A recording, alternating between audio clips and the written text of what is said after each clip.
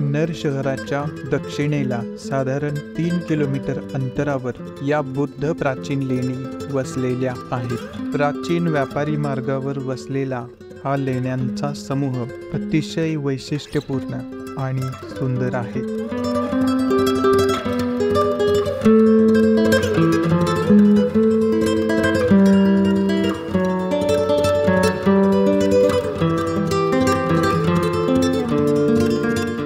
यामध्ये भीमाशंकर लेणी, अंबिका लेणी आणि भूत लेणी अशा लेणींचा समूह आहे आणि याला एकत्रितपणे मानमोडी लेणी समूह असं म्हणतात।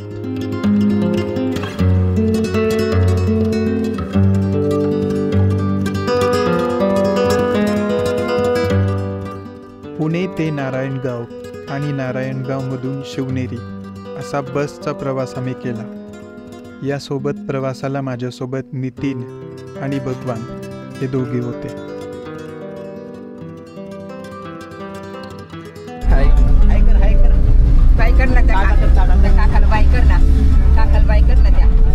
बसने प्रवास करत असाल तर जुन्नर शहराच्या अलीकडे खोरेवस्ती नावाचा एक बस स्टॉप आहे, तिथून आपल्याला या लेणीकडे जाता येईल। या रस्त्याने पुढे टेकडीच्या दिशेने चालत गेल्यास आपल्याला तिथे एक बोर्ड दिसेल, मानमोडी लेणी समूह। मंडळी नमस्कार, तुमचं पुन्हा एकदा स्वागत आहे या नवीन व्हिडिओमध्ये। आता आम्ही आलेलो आहोत मानमोडी लेणी समूहाच्या इथं जुन्नरमध्ये। जुन्नरच्या अलीकडे एक वस्ती आहे खोरी वस्ती म्हणून, तिथून आपल्याला थोडंसं पुढे चालत आलं तर या बौद्ध लेणींचा समूह आहे। आणि बघू शकता अशा रोडच्या अगदी जवळच आपल्याला लेणी दिसतील त्या। तिथून असं थोडंसं जंगल वजा थोडी पायवाट आहे आणि वरती 3 समूह आहेत एकंदरीत। आणि या ॲडव्हेंचरसाठी आज माझ्यासोबत भगवान आणि नितीन जॉईन झालेले आहेत। हाय चला ॲडव्हेंचर कंटिन्यू करूया, लेट्स गो। मंडळी इथे बघू शकता, इथे असा एक बोर्ड लावण्यात आलेला आहे आणि इथे अंबिका लेणी इथे वरती आहेत, भूत लेणी समूह राईट साईडला आणि भीमाशंकर लेणी डाव्या बाजूला आहेत। तर सर्वप्रथम आपण अंबिका लेणी आणि भूत लेणी पाहणार आहोत आणि शेवटी भीमाशंकर लेणी पाहणार आहोत। चलो। जुन्नर शहराभोवती अजूनही खूप साऱ्या लेण्या आहेत, जसे की तुळजा लेणी, शिवनेरी लेणी, लेण्याद्री लेणी इत्यादी। मंडळी आता आपण पोहोचलेलो आहोत पहिल्या लेणी समूहाजवळ, त्या म्हणजे अंबा लेणी किंवा अंबिका लेणी। आणि खूप सुंदर आहेत या तिन्हीपैकी सगळ्यात मोठी जागा इथं आहे आणि खूप साऱ्या लेणी इकडे आपल्याला दिसतात। या लेणी पाहायला गेले असता आपल्याला खूप छान असा जंगल वजा ट्रेक देखील करता येईल आणि हा ट्रेकचा भन्नाट अनुभव देखील आपण घेऊ शकतो। ट्रेक फार अवघड नाही, मात्र पावसाळ्यामध्ये इथे थोडीशी घसरण होऊ शकते, कारण बऱ्याच ठिकाणी अरुंद आणि कच्चे पायवाट आहे। मानमोडी लेणी समूहाच्या टेकडीवर उजव्या बाजूला अंबिका लेण्यांचा समूह आहे, ज्यामध्ये एक अपूर्ण चैत्य गुहा आणि अनेक उद्ध्वस्त कोश किंवा विहार आहेत। ही चैत्य गुहा काहीशी बेडसे लेणीच्या आराखड्यासारखी आहे, म्हणजेच समोर 2 अष्टकोनी स्तंभ आहेत। हे स्तंभ गणेश लेणी येथे असलेल्या शैलीचे आहेत। गुहेच्या मागील बाजूस खडकात काही दोष असल्यामुळे पुढील काम थांबवले असल्याचे दिसते। पश्चिम टोकावरील 2 भिंती कोरून एकात रूपांतरित केल्या आहेत आणि भिंतीवर कदाचित जैन व्यक्तींच्या 3 आकृती आहेत। इथे आपल्याला काही ब्राह्मी लिपीमधले शिलालेख देखील पाहायला मिळतात। हे पहा मंडळी, खूप सुंदर असा हा लेणी समूह आहे पहिला, अंबिका लेणी समूह। आणि वरती देखील इकडं विहार वगैरे कोरलेले आहेत आणि इथून अशी एक वाट आहे, थोडीशी खडी चढाई आहे, पण आता आपण वरती जाणार आहोत इथून सावकाशपणे। बघू शकता या ठिकाणी अशा प्रकारे वाट आहे आणि इथून असंच जाऊ शकता। वरती रेलिंग आहे, इथून फक्त सावधगिरीने जायचे। आणि आता आपण वरती आलेलो आहोत, अशा प्रकारे इथे रेलिंग आहे, तरी पण सावधगिरी बाळगणं महत्वाचं आहे। हे पहा, इथं पण पाण्याचे टाके आहेत, त्याच्यावरती स्टीलचा सपोर्ट दिलाय। Steel it is risky, better to take care. टेकडीच्या उंच भागावर सुद्धा अनेक गुहा कोरलेल्या दिसतात, शिवाय तिथे पाण्याची टाकी सुद्धा आपल्याला पाहायला मिळतात। आणि इथून पूर्ण जुन्नर शहर दिसतंय आपल्याला आणि आजूबाजूची गावं, डोंगररांगा, सुंदर नजारा आहे. इथून पुढे पण थोडीशी वाट आहे, पण जास्त रिस्क घेणं चांगलं नाही. सह्याद्रीतील पर्वतरांगांमध्ये आणि उपरांगांमध्ये आढळणारा अग्निजन्य खडक, बेसाल्ट खडक आणि शिवाय महाकाय आणि अखंड कातळ खडक अतिशय वैशिष्ट्यपूर्ण आहेत. सातवाहन काळामध्ये कल्याण ते पैठण जुन्नर मार्गाने एक खूपच महत्त्वपूर्ण व्यापारी मार्ग होता. आता आपण भूत लेणी जवळ आलेलो आहोत आणि इथं बघा दगडी वाट इथं बांधलेली आहे, पायवाट आणि स्टीलचं रेलिंग आहे. मात्र पाठीमागं सगळं मळलेली वाट आहे. पाठीमागं थोडं पावसाळ्यामध्ये जपून यायचं, घसरगुंडी होऊ शकते. आणि अशा प्रकारे सुंदरशी वाट. या व्यापारी मार्गावर व्यापारी आणि बौद्ध भिक्खू देखील प्रवास करत असत. यांच्या प्रार्थना, मुक्काम आणि विश्रांतीच्या उद्देशाने या गुहा इथे निर्माण केल्या आहेत.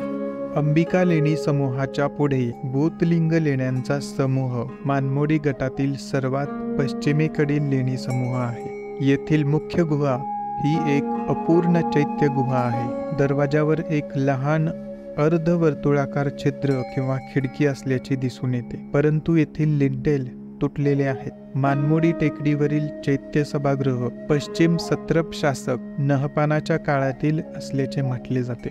जसे कार्ला लेण्यांमध्ये महाचैत्यासाठी आहे, अगदी त्याप्रमाणे प्रवेशद्वारावर खिडकीने व्यापलेली जागा पंख्यांच्या आकाराच्या 7 कप्प्यांमध्ये विभागलेली आहे, ज्याच्या मध्यभागी अर्धवर्तुळाकार आहे, ज्याच्या आतील भागाच्या काठाभोवती एका ओळीत ब्राह्मी अक्षरांचा शिलालेख आहे.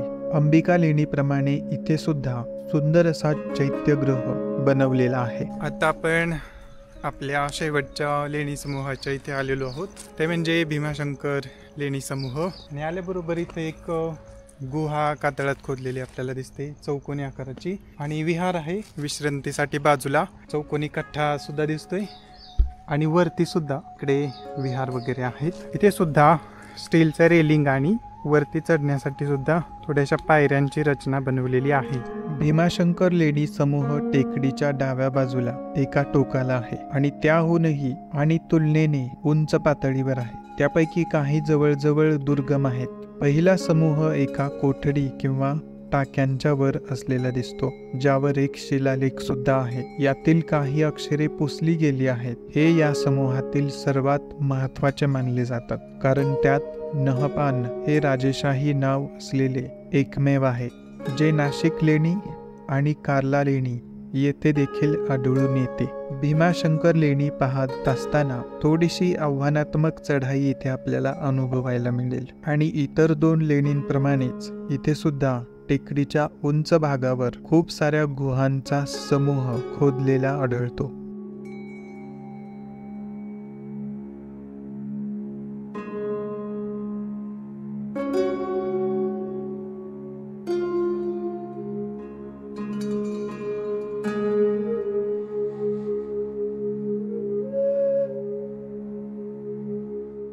मानमोडी लेणी समूह खूपच विस्मयकारी आणि सुंदर आहे.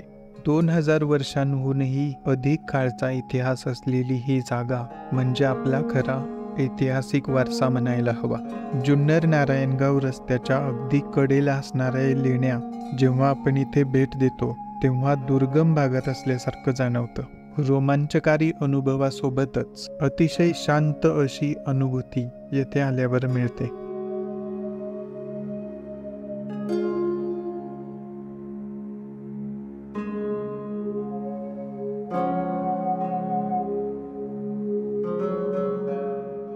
तर मंडळी, आपलं मानमुकुड लेणी मानमोडी लेणी समूह पाहून झालेला आहे. आम्ही आता हा ट्रेकिंगचा पूर्ण एक्सपिरियन्स घेऊन उतरत आहोत इकडं खाली. तर माझ्यासोबत जे मंडळी आले त्यांना विचारूया कसा होता एक्सपिरियन्स. काही जागा या अस्पर्श राहिलेल्या असतात, म्हणजे तिथं आतापर्यंत कोणी आलेलं नसतं. आणि ह्या जागा अशाच आहेत, कारण का इथे जास्त लोक आले की ह्या जागेचं जे पावित्र्य आहे, ह्या जागेची जी प्युरिटी आहे ती कुठेतरी कमी होईल. हे टुरिस्ट प्लेस नाही आहे. हे ज्यांना कोणी आर्किओलॉजीमध्ये इंटरेस्ट आहे, हिस्ट्रीमध्ये इंटरेस्ट आहे, अँथ्रोपॉलॉजीमध्ये इंटरेस्ट आहे, अशा लोकांनी इथे नक्की या. एक फार जुना इतिहास, आपला 2000 पूर्वींचा इतिहास तुम्हाला साक्षात इथे बघता येईल आणि फार छान अनुभव होता. आणि ह्या जागा अशाच अनसीन राहोत. ह्या जागा जास्तीत जास्त लोकांपर्यंत न पोहोचत हेच मी या व्हिडिओतून मला लोकांना सांगायचं आहे. हा तर मंडळी नक्की या, खूप छान अनुभव होता.